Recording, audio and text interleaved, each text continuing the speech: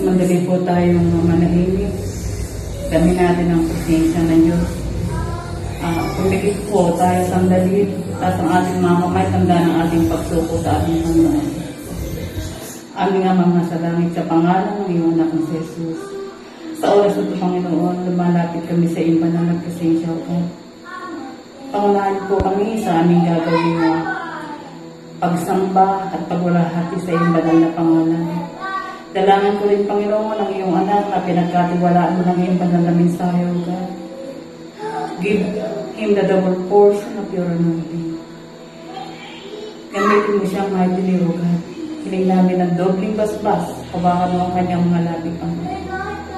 Pero dalangin ko bawat pamilya na sumusubaybay sa programa nito, Panginoon, sa aming panambahan sa iyo, O Lord, ang bawat anak mo na nanonood ng programang ito. Hindi po matatapos ang programang ito na hindi sila mapapagpala na yung banal na salita.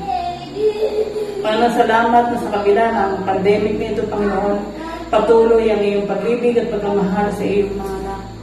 Lord, kiniklaim po ang iyong salita sa 2 Chronicles 7:14, O God. Sinabi mo, Panginoon, na sandaling ang bayan ito na iyong pinili ay magbalik loob sa iyo, hanapin ka, talikuran ang kanilang mga kasamahan, Panginoon. Muli mong ibabalik ang katiwasayan at ginhawahan sa kanilang mga buhay, sa aming mga buhay, O Diyos. Lord, kiniklaim ko, Panginoon, ang iyong salita. Alam ko, Panginoon, na walang ibang tanging lunas, kundi ang pagbabalik loob ng mga tao sa iyo, Panginoon, upang muling ibalik mo sa aming bayan ang katiwasayan at kasaganahan, Panginoon. Lord, heal our land, O God. Heal our country, O Lord. Heal the whole world, O God. At ang mga may sakit sa oras na ito, tinatas ko, Panginoon. Yun pong biktima ng pandemyang ito, COVID-19, O God. Lord, right now, O God, sa pangalan ng Jesus, inuutosan namin ang virus ng COVID-19 na umalis sa katawan ng mga tao na may mga karamdaman sa oras na ito. Umalis ka at pumunta doon sa dako na hindi makakapinsala ng mga tao. Panginoon, kiniklaim namin ang iyong salita. Alam namin, Panginoon, na ang lunas ay nasa iyong mga kamay. Kaya, Panginoon, dalangin ko ang katiwasayan ay muli mong ibalik sa aming bayan. Ang kasaganaan ay muli mong ibalik sa aming bayan. Panginoon, salamat sa pagtitipong ito at alam ko na maraming manonood, maraming anak mo kapapagpala ng iba na salita. Salamat, Panginoon, sa patuloy na pagmamahal mo sa amin, sa patuloy na pagkakandili. At kiniklip ko rin na yung salita, Psalm 91, verse 3, sabi mo doon, kaming iyong mga anak na nanatili sa Panginoon, hindi mo kahayaan na mapasok ang aming bahay ng anumang salot. Lord, salamat na kami nagkaroon ng napakalaking pribilehiyo na kami naging anak mo. Lord, salamat at isang napakalaking pribilehiyo ang maging anak ng Diyos. Kaya lahat ng papurit pasasalamat ay buong ingat muli na itinataas ko sa iyo. Tanging pangalan na yung anak ng Jesus yan.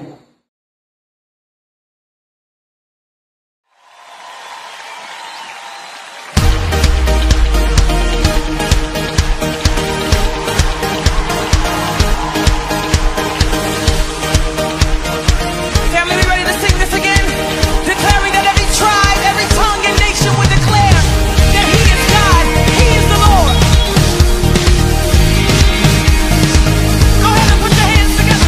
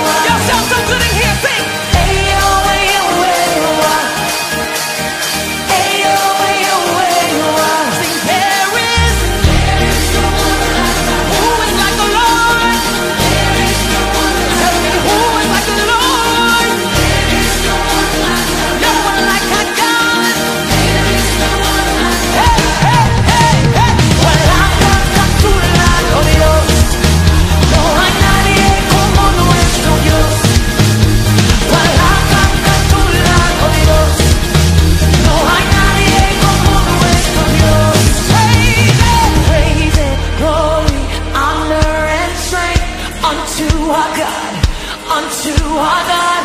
Matchless, endless, love unrestrained. This is our God, this is our God. Praise and glory, honor and strength to our God, unto our God. Matchless, endless, love unrestrained. This is our God. Every tribe sing praise and glory unto the Lord, yeah. For He is matchless.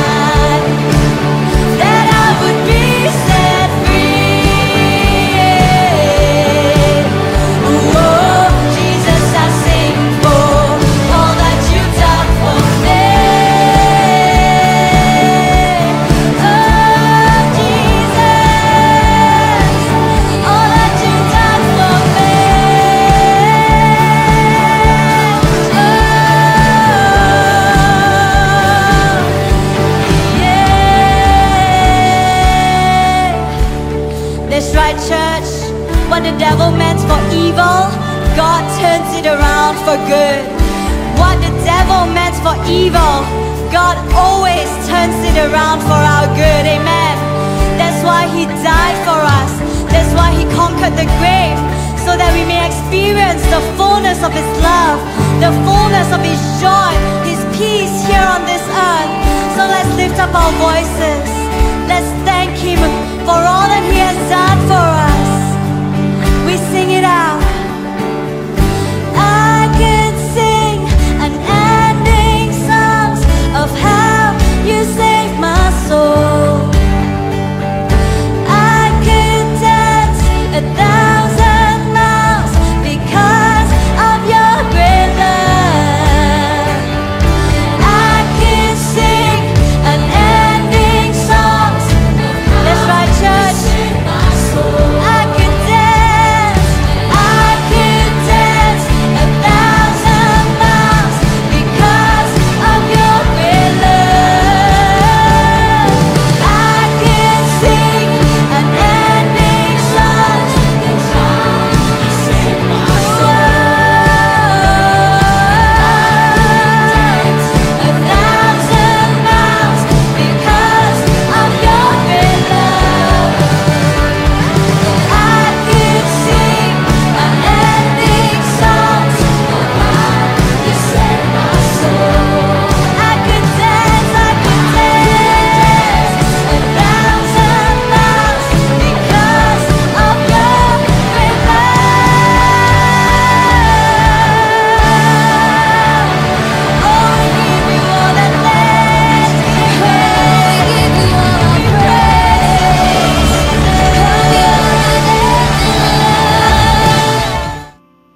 And we declare to the world, this is our God.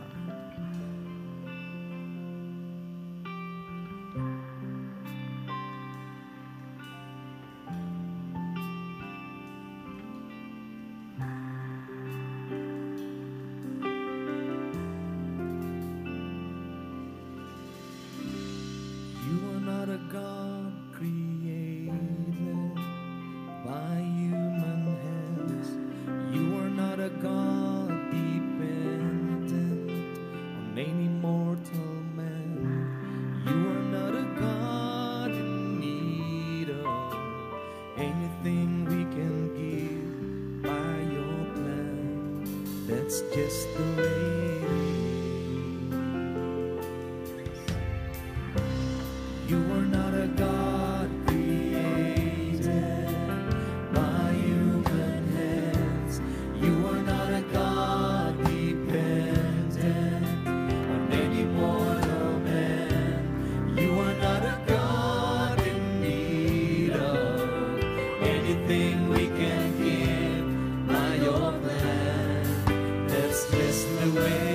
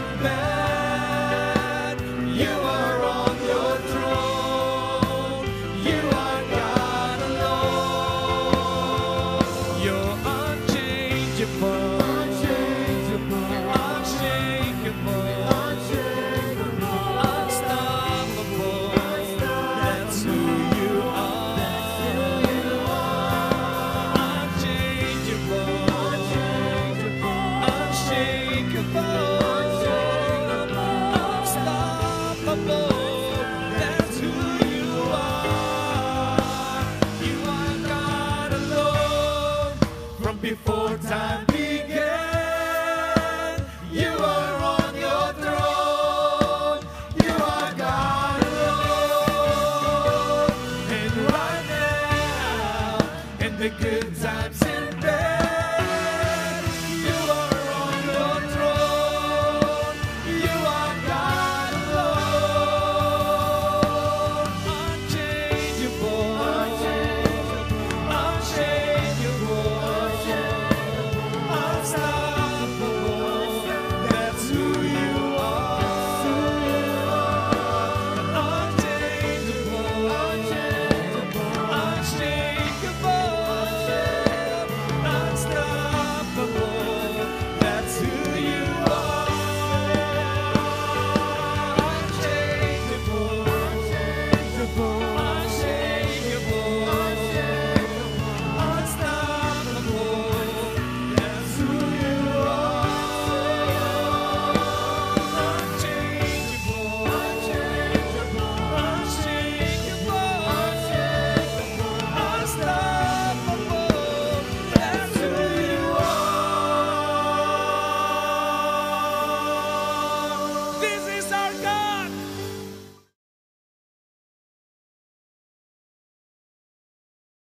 Magsitayo po tayong lahat at itaas po natin ang ating mga kanang kamay at sabay-sabay po nating sabihin ang salita ng Diyos. Nagliligtas. Ang salita ng Diyos. Nagpapagaling ng sakit at karamdaman. Ang salita ng Diyos. Nag-aayos ng buhay. Ang salita ng Diyos, nagbibigay ng pag-asa. At ang salita ng Diyos, nagpapala. Sabay-sabay po nating sabihin, today, I receive the blessings in the Word. Ulitin po natin, today, I receive the blessings in the Word. In Jesus' name, Amen. Amen.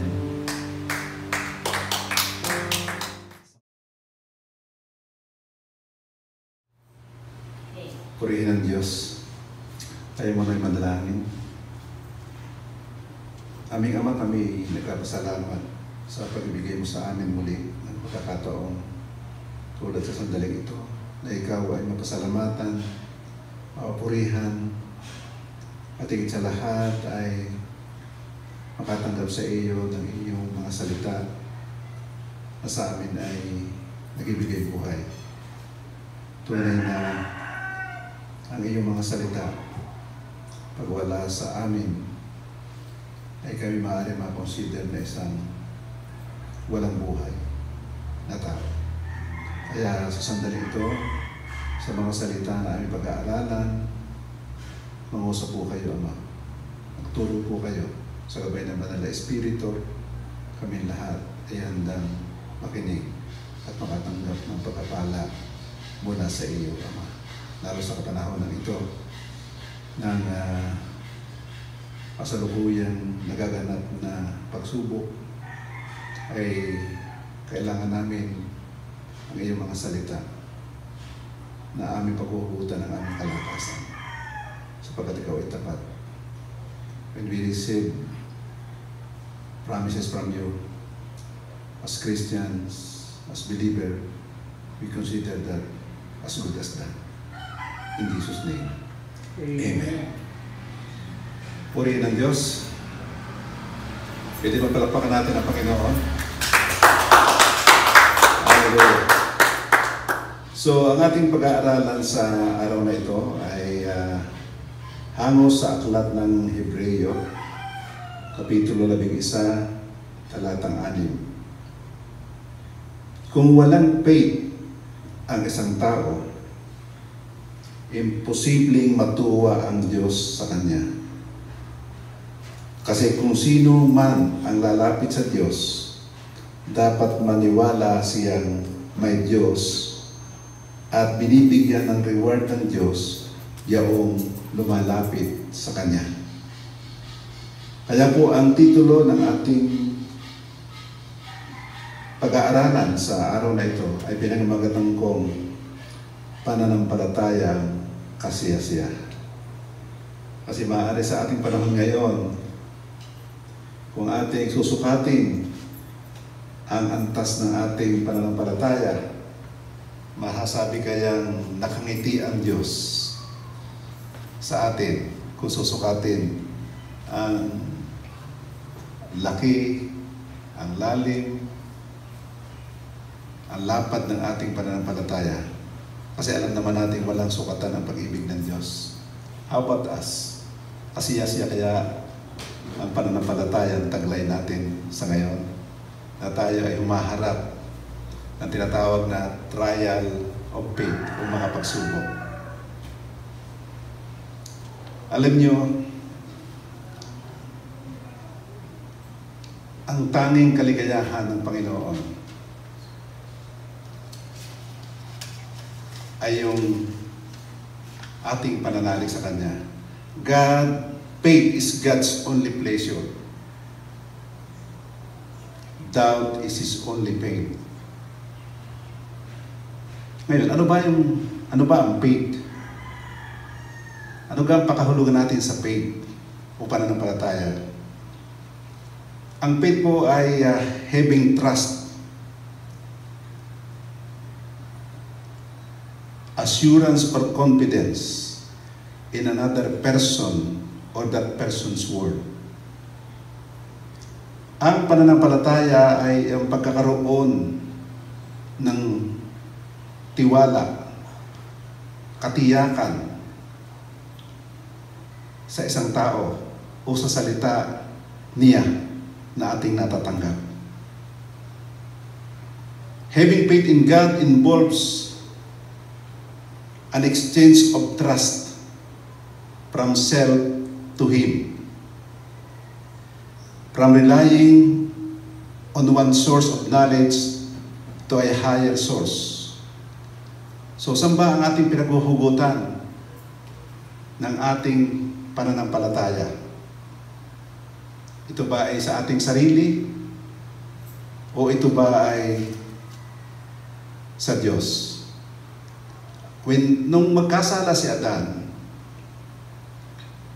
he stepped out of dependence from God. Nung si Adan ay nagkasala, siya ay nagsarili na ng kanyang diskarte. Hindi na siya umasa sa Diyos. Kaya sa panahong ito ngayon, ay ang Diyos ay naglalaan ng highest priority dito sa ating pananalig. Sapagkat ipinapalagay na ang pananalig sa ating mga Kristiyano is total dependence on God. Kaya nga ho ang faith ay present tense. Kaya sinasabing, now faith is being sure of what we hope for and certain of what we do not see. Yan po ang sabi sa aklat ng Hebreo 11:1. Ang pananalig ay yung may katiyakan na iyong inaasahan ay magaganap. Nananalig ka na kung anong sinabi ng Diyos ay totoo at mangyayari. At totoo naman yun. Lilipas, mapaparang ang langit at lupa, pero ang kanyang mga salita ay magaganap. It will come to pass. Lilipas ang lahat ng bagay, pero hindi lilipas ang kanyang mga salita. Magaganap ang naisin ng Diyos bago ito bumalik sa Kanya. Ngayon, saan ba nanggagaling ang ating pananalig? May pinagkukunan yan. Dalawa lang. Isang tinatawag na sense knowledge.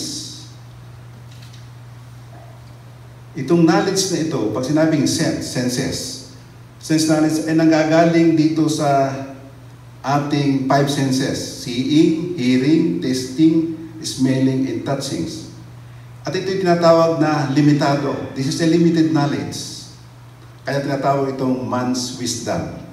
Natural ito, lahat tayo mayroon ito.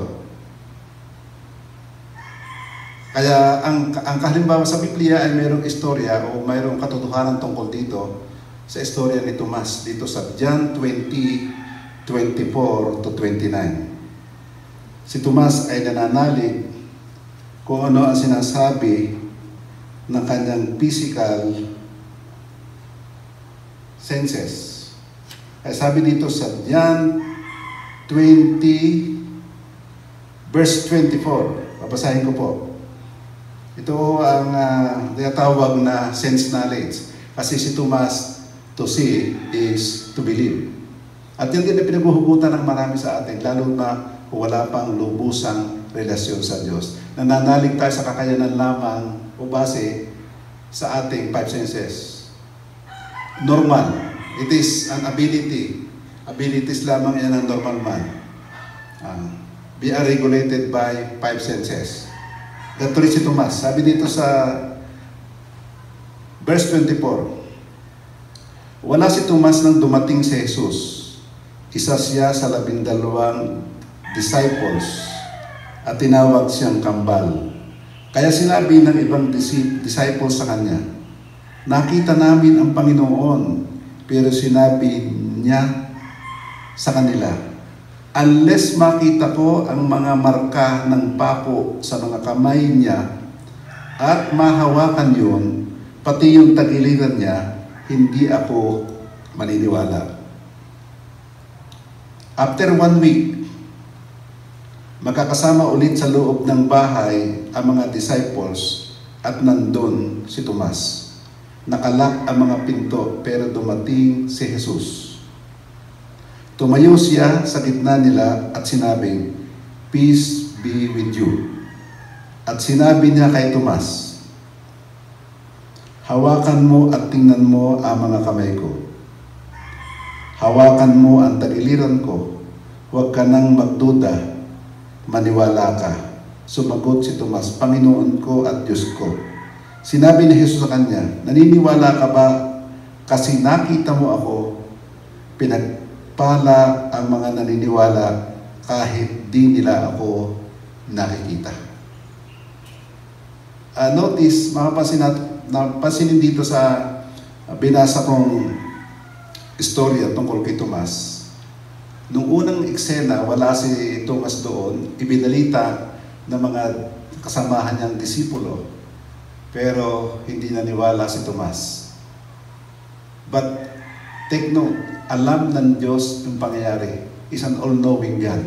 At nahulaan, bagamat sila magkahiwalay, wala si Jesus Christ, hindi pa nakikita, pero alam ang iniisip ni Tomas.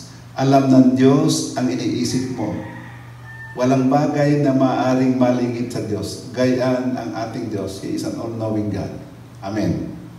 Ngayon, tingnan natin yung pangalawa.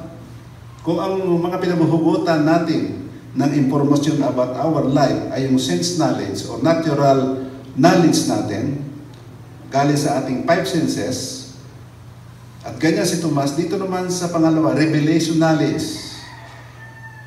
Ito ay hindi nababase sa five senses or on normal reasoning, but on alternative source, the truth of the Word of God.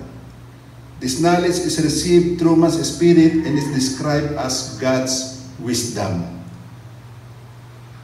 So saan nakukuha yung pangalawang revelation knowledge? Sa salita ng Diyos.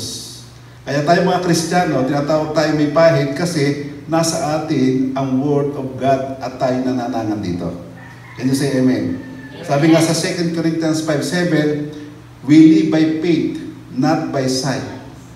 Tayo ay mananampalataya, hindi tayo nakabase sa ating nakikita. Kaya tayo sa circumstances na nangyayari ngayon, sa pandemic na umiira sa ating panahon, ay alam natin na God is in full control. Alam natin na sa lahat ng pangyayari, Romans 8:28, may magandang mangyayari. Kaya hugutin natin kung ano magandang mangyayari. No? Di ba kasabihan, marami sa panahon ng mga adversities in life, marami ang napapalapit sa Panginoon. Kasi walang lunas eh. Kaya ang lunas ay siya. Our antidote is the protection of the Almighty God. We are covered by the blood of Jesus Christ. And as you believe, you receive that that kind of protection, that kind of healing from the Lord. Amen. Hindi kaya sabi sa Psalm 91 di ba? Naroon, naghahangad tayo ng kanyang proteksyon, naroon ang pag-iingat niya. Naroon ang pag-usukong ng kanyang mga anghel. Naroon yung kahit na may mga libu-libong mga mamatay sa iyong kanan, sa iyong kaliwa, ay tiyak na ikaw ay God will spare your life. Sapagkat ikaw, ang iyong buhay ay nakatala sa aklat ng buhay. God's designs for us is to live a long life. Amen.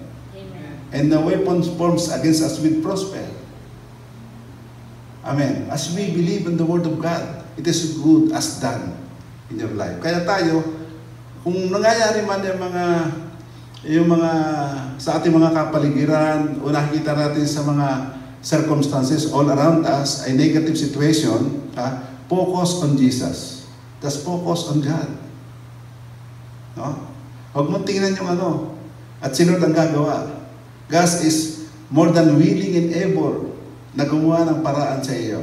Sabi nga ng Word of God doon sa Psalm 37 verse 19. Bagamat ito nasulat ko sa bandang huli, pero babasahin po sa iyo. Psalm 37 verse 18 to 19. Araw-araw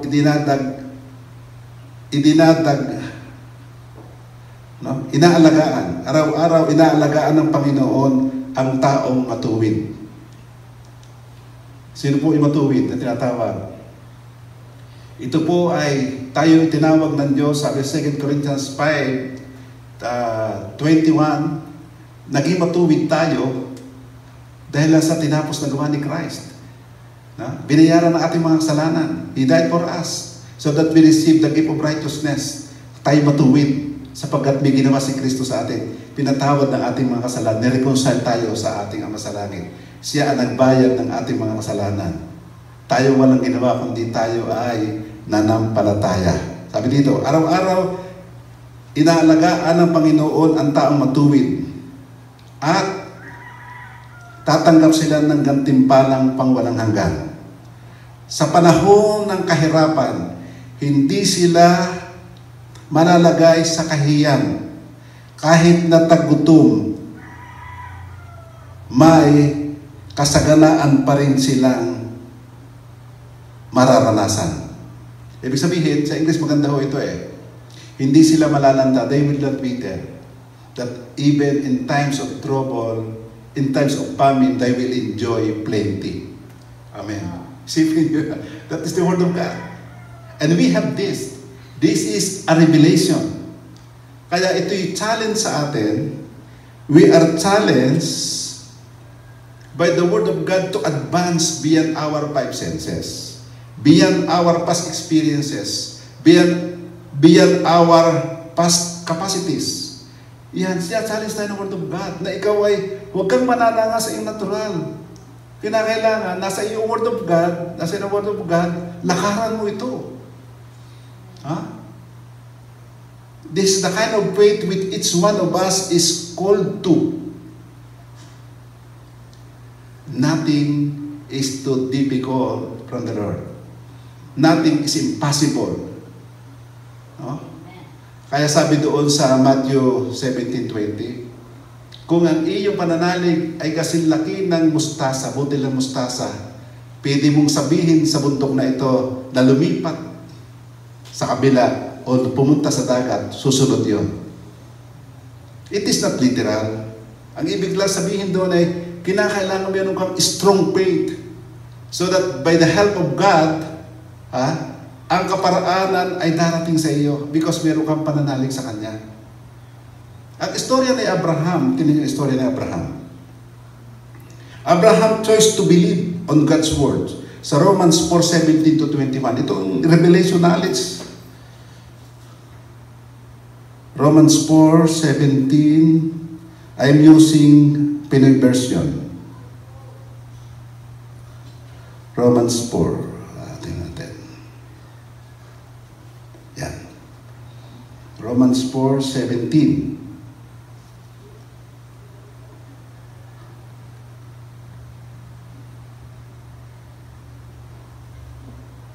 Romans 4:17. Okay, narito na. Nakasulat nga sa Scripture, ginawa kitang tatay ng maraming bansa. Si Abraham ito.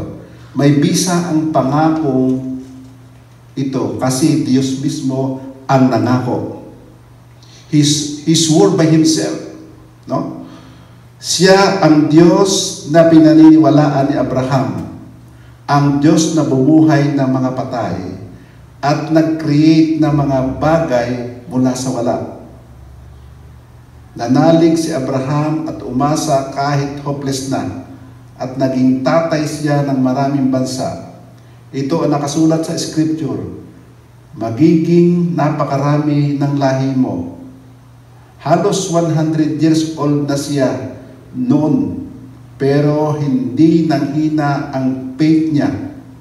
Kahit alam niyang halos patay na ang katawan niya at hindi kayang magbuntis ni Sarah. Look at this. Pinanaligan ni Abraham ang Diyos na nakikreate ng mga bagay mula sa wala. No? Tinatawag ang mga bagay na wala pa na nangyari na, calling things that are not as though they were. Tinanggap ni Abraham yon.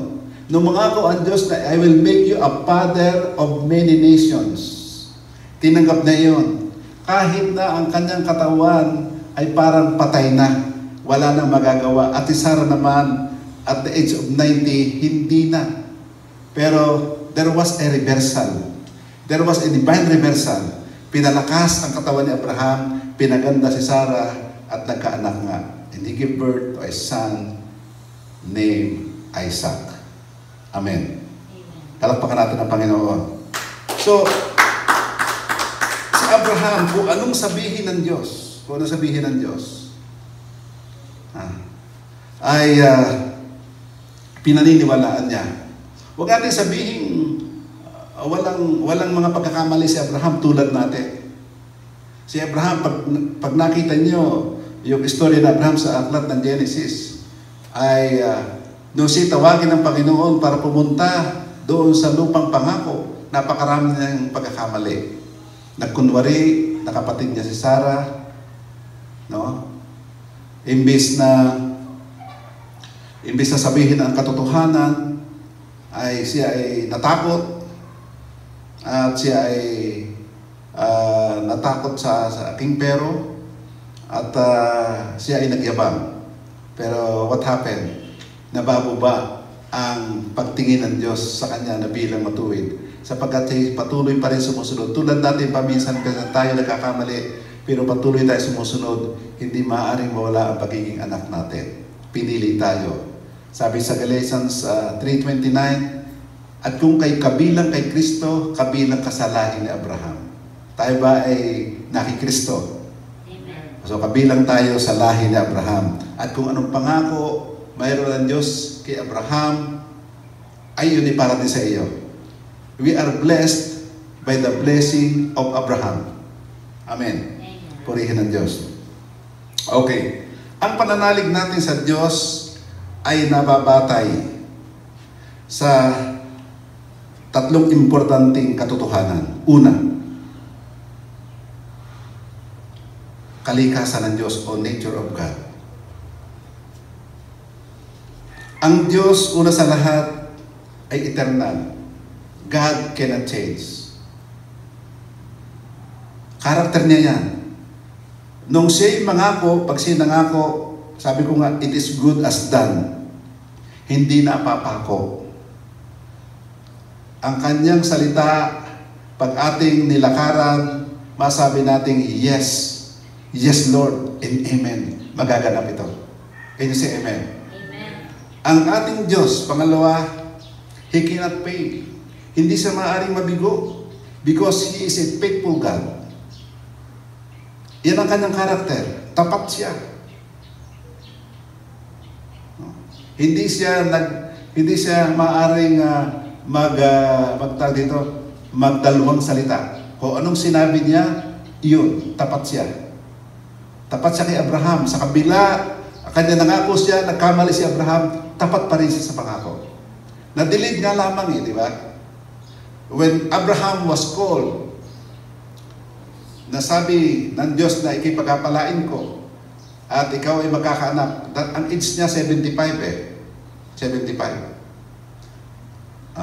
Nung age, ito mga close ni ano eh, at 87 years, sabi ni Sarah kay Abraham, matutupad talagang ang Diyos, itutuparin, faithful siya, pero hindi sa akin. Abayan mo si Hagar, yung aking dama. At inabayan nga kaya nung age 87, nagkaanak si Abraham at tinawag niyang Ismael. Kaya 13 years ang edad ni Ismael, mas matanda kay Isaac. Pero sabi hindi diyan. Pero isipin mo yung mga close ang pagkakamali ni Abraham. Pero nangako siya, tinupad pa rin ng Diyos. Age 77. Nung makita, wala nang magagawa sa gumawa ang Diyos. Kapatid, sa ibang buhay, sa ibang mga suliranin, nakita mo na bang wala ka ng solusyon? Huwag ka na kumilos ng iyong pagkilos. Umasa ka sa Diyos. What you got to do is pray and claim the promises of God. Sabihin mo, yes Lord, yes and amen lang tayo at magaganap yan. Amen. Palakpakan natin ang Panginoon. Okay lang. Number 3, God cannot lie. He's a powerful God. Lahat, hindi siya nagsisinungaling. Kaya ang Diyos galit sa nagsisinungaling eh. Tapat siya, faithful, hindi siya nagsisinungaling. He's an all-powerful God. Gagawin niya lahat. Pag sinabi, pagkatanggol kita, pagkatanggol ka nga. Kung anong sinabi ng Diyos na pangako sa pagkatanggol sa atin. Kung anong sinabi ng Diyos sa kabila ng mga pagsubok na sa ating kapaligiran. Naroon ang kanyang pagliligtas. No? Araw-araw aalagaan ka. And even in times of adversities, even in times of trouble, in times of trials, still we can enjoy. We can enjoy and we can reap a harvest of plenty. Amen. Amen. Wala tayo, pangako ng Diyos yan eh. Hindi sila kayo sinungaling eh. Hallelujah. Number 2, so mga pinaghuhugutan natin o pananalig natin sa Diyos ay nababatay sa 3 important realities. Number 1 is His nature, ang kalikasan ng Diyos. Number 2, the finished work of the cross. The finished work of Christ on the cross. May tinapos siya doon.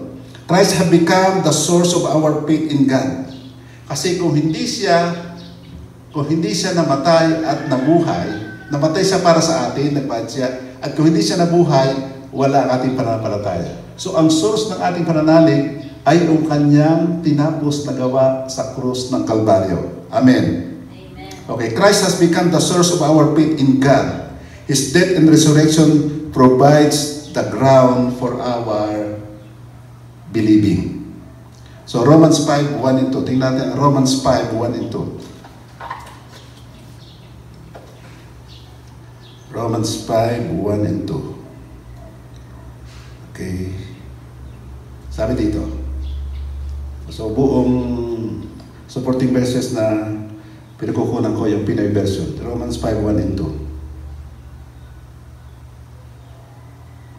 Okay.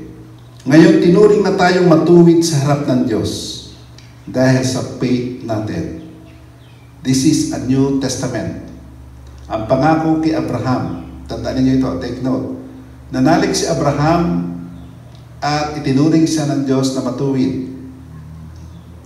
Paano niya sa atin ito? Sapagkat from Abraham, ang henerasyon ay nagkakamali pa rin. Pero sapagkat tayo ay, even while we are sinners, God, our Lord Jesus Christ for us. We just believe. Sabi dito, ngayon, itinuring na tayong matuwid sa harap ng Diyos. Bakit? Dahil sa faith natin sa tinapos na gawa ni Christ sa atin. Siya ang nagbayad ng ating mga kasalanan. Maayos na ang relasyon natin sa Diyos dahil sa Panginoon nating si Jesus Christ. Inayos ni Christ. No? Nagbayad siya. That is the mission of Christ. To seek and save the lost. We are lost. We are dead due to our trespasses. But our Redeemer, the Lord Jesus Christ, ginawa niya more than 2,000 years ago at the cross.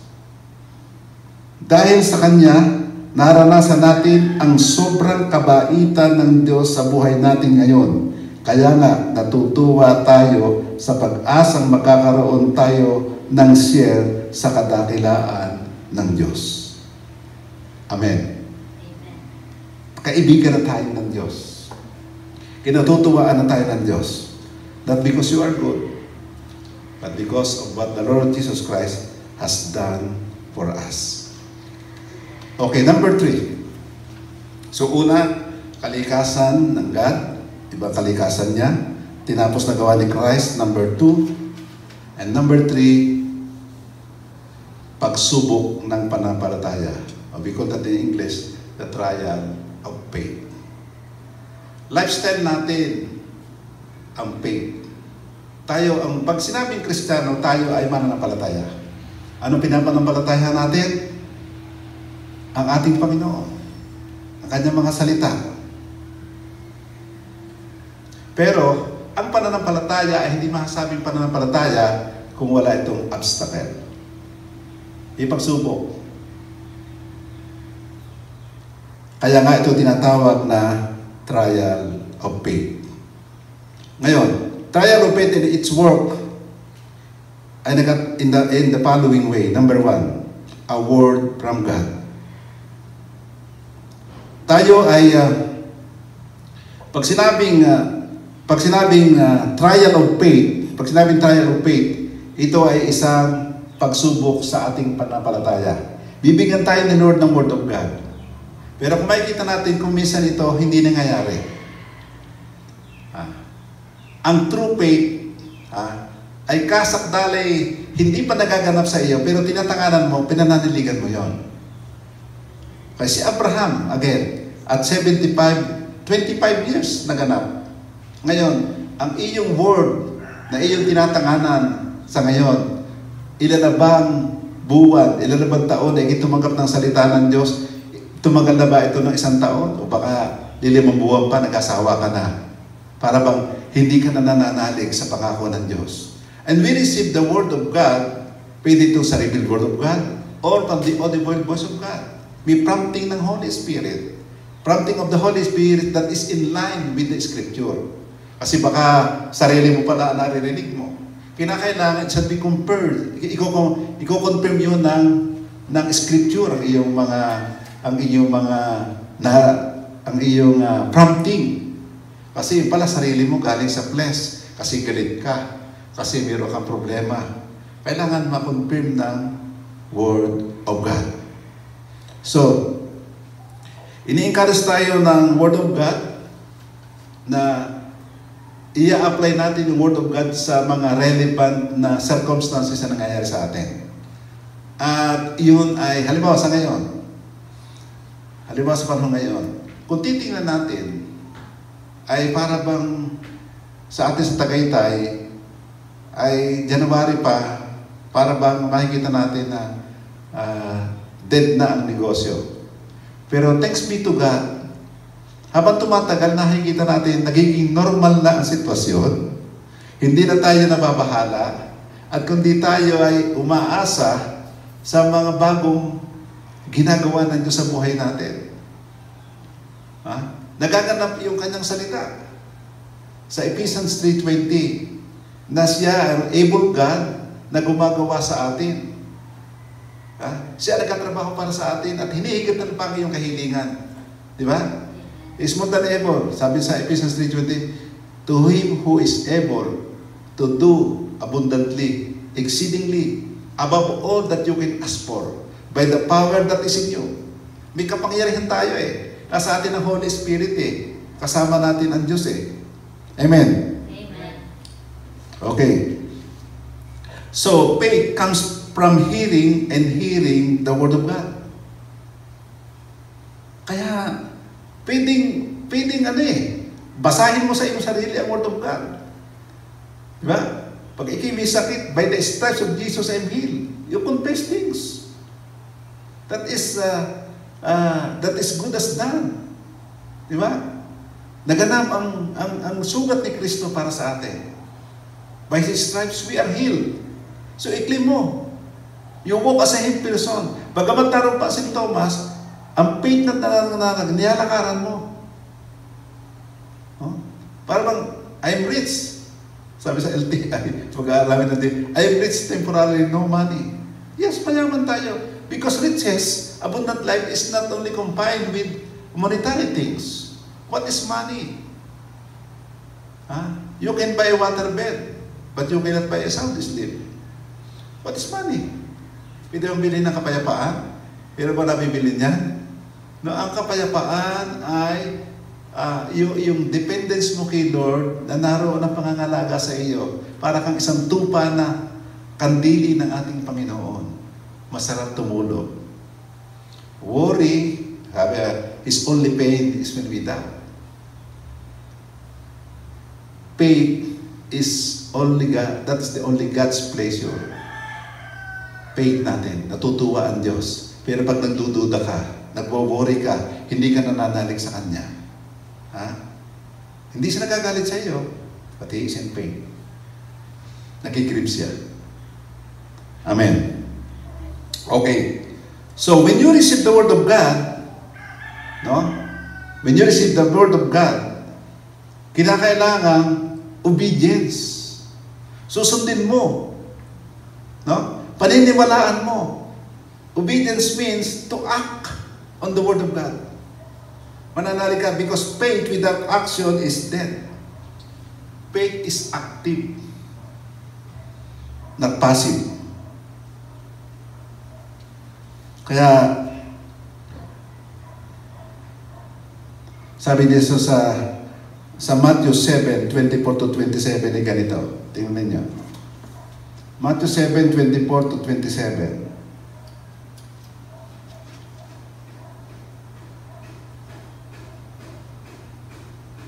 Matthew 7,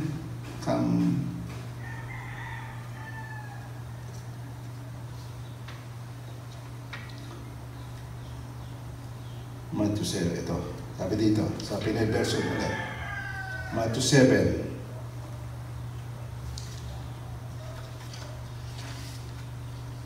to 27. Okay, ito yung istorya ng dalawang taong nagtayo ng bahay. Sabi dito sa 24. Kaya ang bawat nakikinig, yan, at sumusunod sa mga salita kong ito, obedience, ito ay makukumpara sa matalinong tao na nagtayo ng bahay na bato ang pundasyon. Umulan ng malakas, ng bahay, na bato ang pundasyon. Sandali ha. Nagtayo ng bahay na bato ang pundasyon. Umulan ng malakas, bumaha, at hinampas ng malakas na hangin ang bahay na yaon. Pero di yun bumagsak dahil yun ay nakatayo sa bato. So, hindi nakikinig at sumusunod. Obedience. Binigyan ng Word of God, nag-obey siya, sumunod siya. Ay inahalin tulad sa matalinong tao na nagtayo ng bahay ang pundasyon bato. Kahit nga naman umulan, kahit bumaha, kahit bagyuhin, hindi mawawasak yun. And that is, our sure foundation is Jesus Christ and His Word. Kaya kung ang ating mga pinananganang panuntunan ng buhay ay taghap lamang o narinig lang sa kapitbahay, delikado. Pero kung ang ating panuntunan ng buhay natin ay ang sinasabi ng salita ng Diyos, matibay. Jesus is our sure foundation. Si Jesus Christ at ang salita ay iisa. Can you say amen? Amen. Ngayon, tingnan natin. Ang bawat nakikinig sa salita ko, pero di naman sinusunod ito, ay makukumpara naman sa taong bobo. Sorry for the word, ito nakasulat sa Pinay version, na gumawa ng bahay na tinayo sa buhangin. Ay bobo nga. Umulan ng malakas, bumaha, at hinampas ng malakas na hangin ang bahay, bumagsak ito at wasak. Nawasak. Was out. So, hindi sure foundation, hindi nakabate kundi sa boses ng kapitbahay, sa boses ng kanyang sarili ang kanyang panuntunan. Panandalian lang yan. Amen. Okay. Purihin ng Diyos. Palakpakan natin ang Panginoon.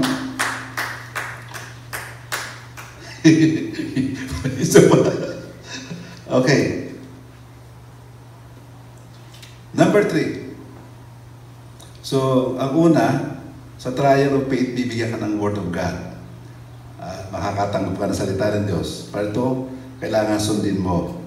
Ngayon, crisis of faith. Hindi sa lahat ng pagkakataon. Ito ang panahon ng pagsubok. Everything that happens appears contrary to what God had said. Meron kang Word of God. Meron kang Word of God. Pero hindi pa nangyayari. At this point, our faith rests completely on God's Word. This is the true faith in action. Ibig sabihin, hindi sa lahat ng pagkakataon, tinanggap mo ng Word of God, sumunod ka na, naganap na sa iyo. Hindi sa lahat. Katulad nga ng kanina, inulit ko kanina, si Abraham, 25 years. Bakit kaya sa palagay niyo si Abraham ay inabot ng 25 years? Kasi ang kanyang pananampalataya ay hindi kasiya-siya. Para ba yung titulo natin? Hindi nasiyahan ang Diyos, pero naroon pa rin ang katuparan sapagkat siya ay nag-waver in faith. No? Nakakita ng tagutom, di ba? Isang pagkakamali niya. Habang naglalakbay sa puntang Kanaan, nakita niyang meron daw tagutom na dadaanan. Nagpunta sa Egypt. Yung pangako ng Diyos, I will bless you. Hindi siya naniwala doon. Ngayon, napunta Egypt, represent the world. Nagpunta uli sa boses ng mundo. At pagdating doon, dumami na ang kasalanan. Nagyabang na. Takot eh. Nawala na ang trust kay Lord. Ngayon, siguro, I am not, hindi ko na sinisigurado, pero ibig ko sabihin, maaari sa ilang mga nababasa natin. Natutuwa, di ba? Sabi sa ating teksto, natutuwa ang Diyos. Natutuwa ang Diyos. Di ba sabi sa ating teksto, kung walang faith ang isang tao, imposibleng matuwa ang Diyos. So natutuwa ang Diyos kung tayo may pananalig. Kasi kung sino man ang lalapit sa Diyos, dapat maniwala sa Diyos at binibigyan ng reward ng Diyos yung walang malapit sa Kanya. So there's a reward. Kaya nga siya, God is pleased by your faith. No? Okay. So mayroong tinatawag na crisis of faith. Maghintay ka lang. Alagaan mo ng panalangin. No? At saka, si Abraham yung mga klase eh. Alam niyo si Abraham, paborito ko talaga ito si Abraham eh. Nung siya ay baguhin ng Diyos, at the age of 87, binago ng Diyos yung pangalan. He made a covenant. I will change your name. I will call your name instead of Abram. Gagawin ko itong Abraham. Abraham means father of multitudes. 87 na eh. Nanganak ka kay Ismael. Hindi pala yun. Hindi, bibigyan kita eh. Okay. Buhat noon, baguhin ng Panginoon. Alam mo, naglalakad siya. Abram, sa kagaling. No, I'm not Abram, sabi niya. I am father of multitudes. I'm Abraham. I'm father of multitudes. Parang loko siya. Parang loko siya. Hindi niya matanggap na. Nanalig na siya. Wala pa sa kanya. Kaya sa Romans 4:17, he called things that are not as though they were. Wala pa, sinasabi na. Kaya natin yon. O baka natakot tayo, baka sabihin tayo loko. Oh. Ginawa ko na yon. You know the story. Ginawa ko na yon. At nangyari nga yun. Alapakan natin ang Panginoon. Si David, di ba? Tinawag si David na hibang. Kaya hiniwalayan ng asawa. Kasi siya nag-worship, sumasaya parang loko. That he was instructed by the Holy Spirit. No? Okay. So, ano ngayon na magiging bunga?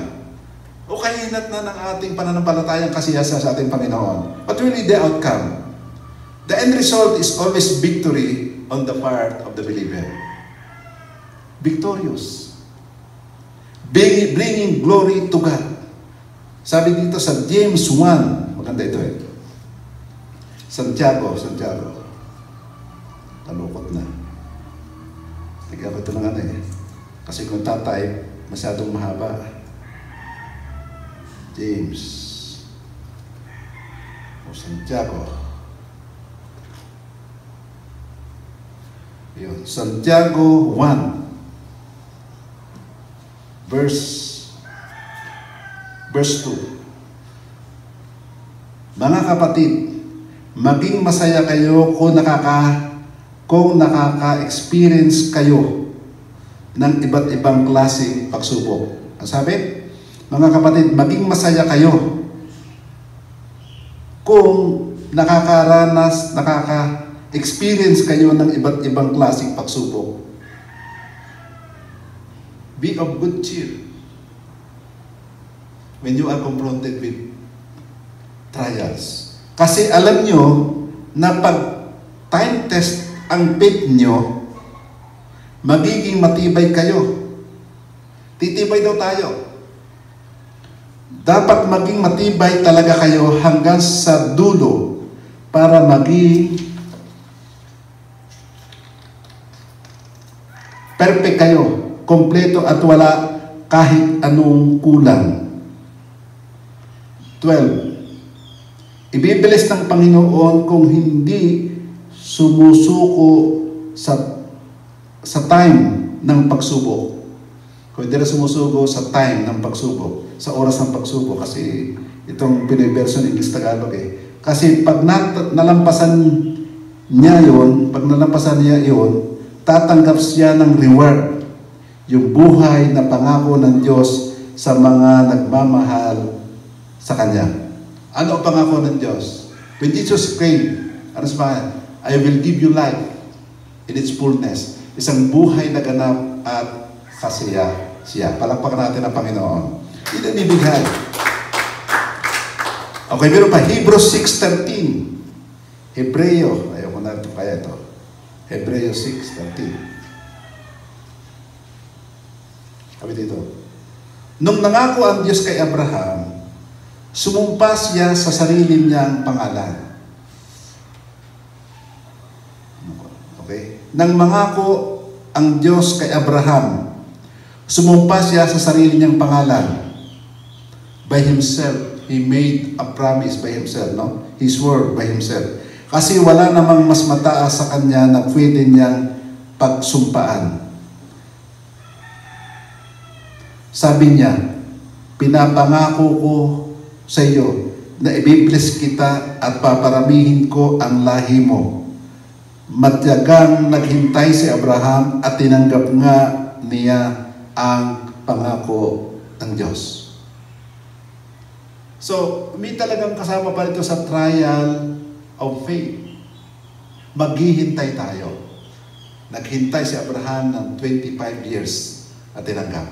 Pero naniniwala ako because God is good all the time sa ating panahon. We are no longer under the covenant of laws. Tayo ngayon ay naroroon ang biyaya ng Diyos na tayo ay madali nating natatanggap ang ating mga pangangailangan. May word of God sa Proverbs eh, when the righteous man pray, no, yung kanyang panalangin ay tumatagos sa lapaan, hindi pa natatapos ang kanyang kahilingan, ibinibigay na ng Diyos ang katugunan. Can you say amen? Hallelujah. Okay. So faith in itself is the victory. Even while we are giving through a trial of faith, with the answer not yet in sight, our faith itself is the victory which sustains us. Faith is the foundation for the whole Christian life. Amen. So, uulitin ko yung, as I close this, sabi sa Psalm 37:18-19, araw-araw para sa atin. This is applicable even today, no? Araw-araw, inaalagaan ng Panginoon ang taong matuwid. The protection of the Lord day by day ay ating mararanasan. At tatanggap sila ng gantimpalang pangwalang hanggan. Not only a promise of receiving the blessing in this earth, but also pag tayo ay wala na dito. No? Ibig sabihin, kung ano meron sa langit, piling maranasan natin dito. Sa panahon ng kahirapan, hindi sila malalagay sa kahiyan. Ang ibig sabihin ay, itong salmong ito ay may kaugnay doon sa Proverbs, yung kay Agor. Sabi doon ay, matanda na ako, Proverbs 16 ba yan? Matanda na ako mula pagkabata, ay wala sa talambuhay ko'y walang nabalita na sa taong tapat ang Diyos ay nagpabaya, bagkus ang kanyang mga anak ay pinagpapala. That is the promise of God. If you have faith, as you believe, you receive the promises of God. It is good as done in your life. Can you say amen? Kahit na taggutom, magkakaroon pa rin siya ng kasaganaan. Grabe ito. Sa panahon ng kahirapan, hindi sila malalagay sa kahiyan. Kahit na taggutom, magkakaroon pa rin sila ng kasaganaan. Hallelujah. Purihin ng Diyos. Walang pakarate ng Panginoon. Kaya, isang araw, nasa birthday ako ng ating isang kapatid. And this is the word given to me. Na ipag-pray ko ang kanyang birthday. Ay, dirigdag ko lang dito in closing. Kahit napaganda ng word na yun. Ang tayong mga anak ng Diyos na mahal niya, ay para tayo isang halamang nakatanim sa tabi ng batisan. Hindi ito malalanta. Ang bungay mananagana parang sa kapanahonan. No? You will enjoy plenty even in times of famine. You are blessed to be a blessing. Amen? Purihan Diyos. Let's pray.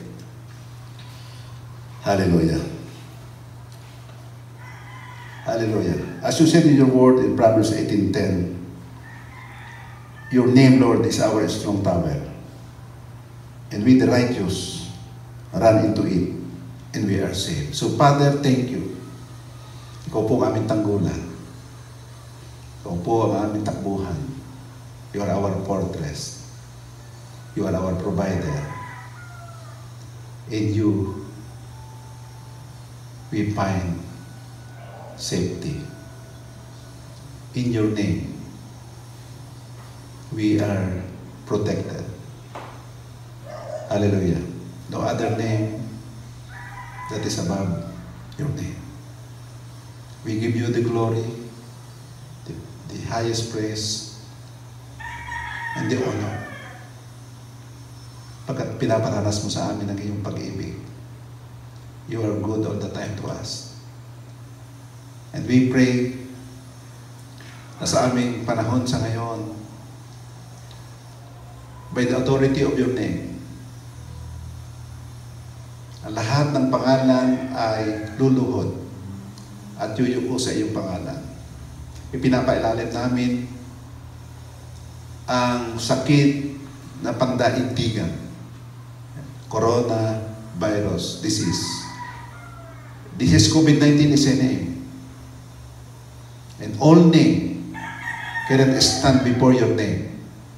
So under your name, by the authority of your name, in Jesus' name, we render this coronavirus, COVID-19, powerless now. In your name, Lord Jesus. In your name, Lord Jesus. As we seek refuge to you, Father in heaven, we are thankful that as we invoke always your Psalm 91 word, it is good as done in our life. You will reward us with long life. In the name of the Father, the Son, and the Holy Spirit. Amen. Again, brethren, you are blessed to be blessed. Hallelujah.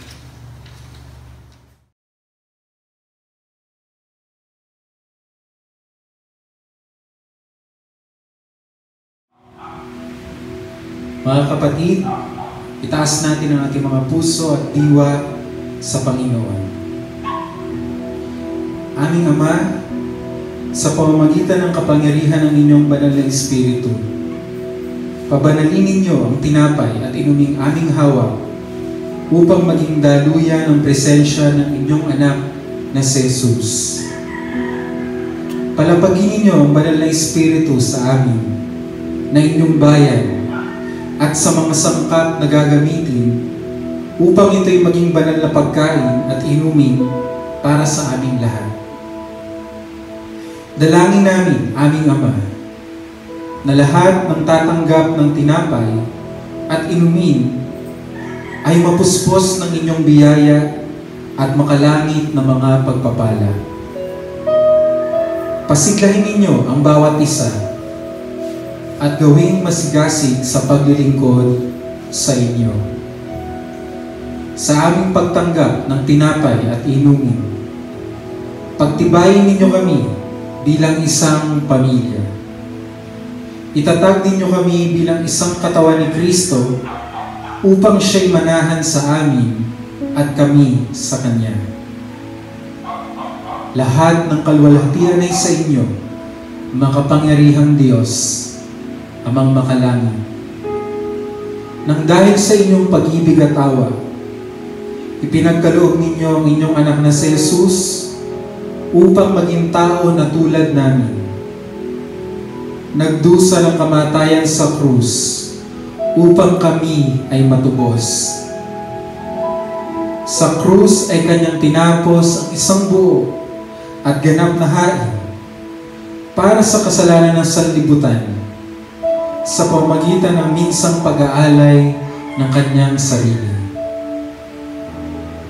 Noong gabing siya ipagkanulo, kanyang itinalaga sa atin na ipagpatuloy ang pag-alaala ng kanyang natatanging paghahandog ng sarili hanggang sa kanyang muling pagbabalik. Nang gabing iyon, ang ating Panginoong Jesus ay kumuha ng tinapay. At nang siya ay makapagpasalamat, ito'y kanyang pinagpira-piraso, ibinigay sa kanyang mga alagad at sinabi, "Kunin at kainin ninyo ito. Ito ang aking katawan na ipagkakaloob sa inyo. Gawin ninyo sa pag-alaala sa akin." Mga kapatid, ito po ang simbolo ng katawan ng ating Panginoong Jesus. Ipinako sa krus dahil mahal ka niya. Sabay-sabay po natin tanggapin ang tinapay.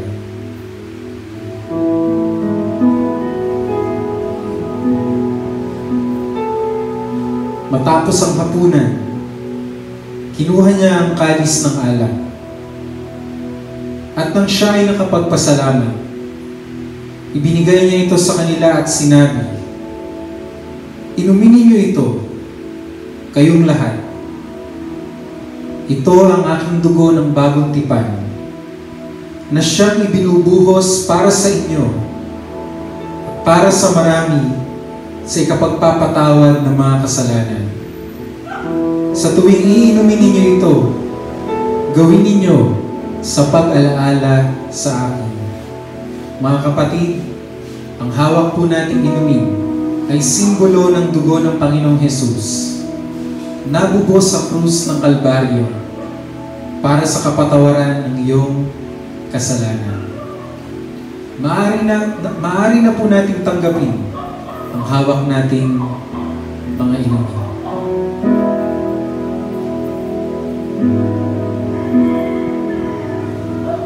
Sa pagkakataon pong ito, ay hihilingin ko na ihanda ng mga tatay o ng mga nanay ang olive oil na ating pong gagamitin para sa ating anointing. Ang sabi po ng Marcos, Kabanata 6, Talata 13, "Pinalayas nila ang maraming masasamang espiritu at maraming may sakit ang pinahira nila ng langis at pinagaling. Ang sabi naman po sa Santiago, Kabanata 5, talata 14 hanggang 15. Mayroon bang may sakit sa inyo? Dapat niyang ipatawag ang mga namumuno sa iglesia para ipanalangin siya at pahiran ng langis sa pangalan ng Panginoon. Ang panalangin may pananampalataya ay nakakapagpagaling ng mga may sakit. Ibabangon siya ng Panginoon at patatawarin kung nagkasala siya. Taas po natin ang ating mga hawak na langis at manalangin po tayo. Panginoong Hesus, ang langis na ito ipapahid namin bilang pagkilala sa iyong paghihirap at kamatayan. Kayo ay nagmistulang ulibong dinurog upang ngayon ay maging daluyan ng pagpapala sa amin, kagaya ng langis na ito. Gamitin ninyo pong daluyan ng inyong proteksyon ang langis na ito mula sa anumang virus, sakit at sakuna. Gamitin din po ninyong daluyan ng pagpapala sa aming lahat, sa bawat pamilya ang langis na ipapahid. Sa ngalan ni Jesus, Amen. Ihilingin ko po mga tatay, wala pong tatay, ang nanay, na ipahid ang langis habang pinagpapala ninyo ang inyong mga anak sa pangalan ng Panginoong Jesus.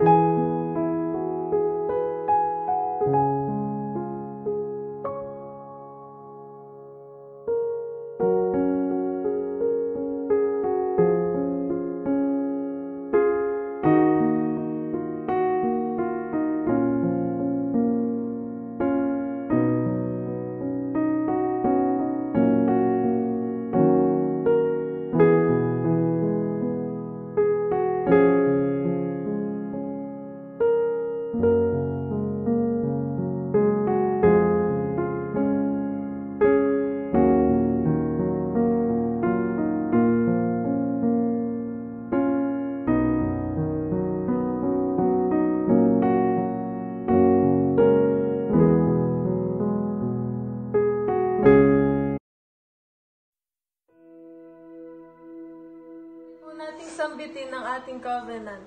Kami ay nagpasyang magmahalan bilang magkakapatid. Ang isa ay para sa lahat, ang lahat ay para sa isa. Ang lakas ng isa ay lakas ng lahat. Ang kahinaan ng isa ay kahinaan ng lahat. Kami ay nagpasyang magtulungan sa hirap at ginhawa. Ang bawat isa ay hugutan namin ng lakas.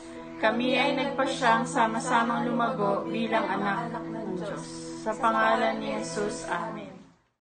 Who reigns the power of sin and darkness, whose love is mighty and so much stronger, the King of glory, the King above all kings, who shakes the whole earth with holy thunder, who leaves us breathless in awe and wonder, the King of glory, the King above all kings. This is amazing grace. This is unfailing love. That you would take my place. That you would bear my cross. You would lay down your life. That I would be set free. Oh, Jesus, I sing for all that you've done for me. Palakpakan po natin ang Panginoon sa isang matagumpay na gawain. At sabihin po natin sa ating mga katabi, nagtagumpay sa iyo ang Panginoong Jesus ngayong araw. Itaas po ninyo ang inyong dalawang kamay at sasalitain ko po sa inyo mga pagpapala ng Panginoon. Nawa ang pag-ibig ng Diyos Ama, kagandahang loob ng Diyos Anak, pakikipagkaibigan ng banal na Espiritu ay palagi ninyong maranasan. Sa pangalan ni Jesus, Amen. Amen.